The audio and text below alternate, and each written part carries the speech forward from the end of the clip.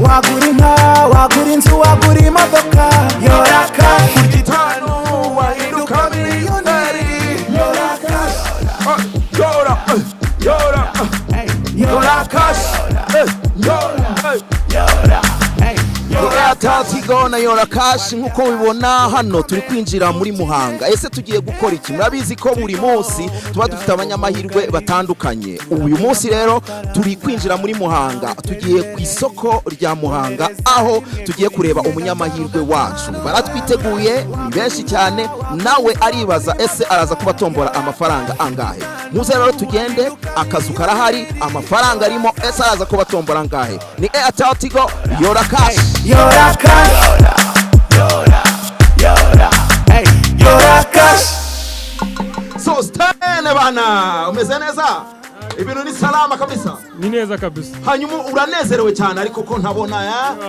Bikomeye cyane kabisa. Kibutse nanone utuye ese utuye muri Muhanga cyangwa ni byawe ndi byawe? Ya, nuye muri Muhanga, murenge wa Shyogwe, akagari ka Ruri. Ukora iki muri aka kanya mu buzima busanzwe hanga ukora iki? Ubuzima busanzwe ndi umwubatsi ndi n'umunyeshuri. Umwubatsi uri n'umunyeshuri. Twarahamagaye. Ubwiteze cyangwa? Ngewe kwa ko menyereye competition. Nahise ko muzahamagara cyangwa se nimumpamagare kuko nitombora. Wagura inzu, wagura imodoka. Yora Cash. Kota tutosene Yora. Yora Cash. Yora Cash. Warikisi, warya Cash.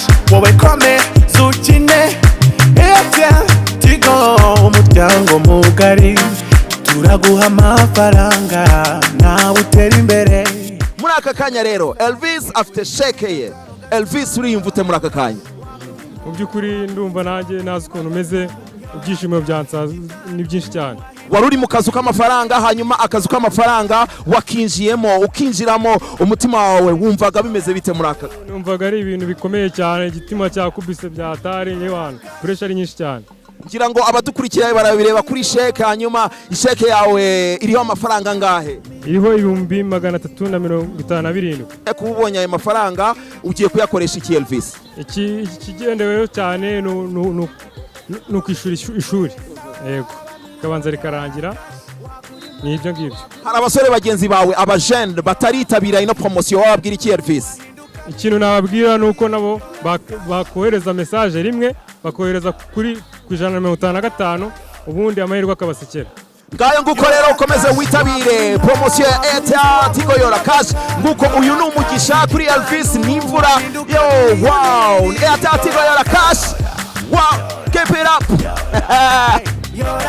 Igitanu byaguhindurira ubuzima niryo ukeneye ngo Yora Cash na Airtel Tigo. Andika umubare rimwe wohereze ku 155 cyangwa uhamagara 155 ubona amahirwe yo gutsindira miliyoni imwe buri munsi, miliyoni 2 buri cyumweru, ube wanatsindira igihembo nyamukuru cya miliyoni 20 buri.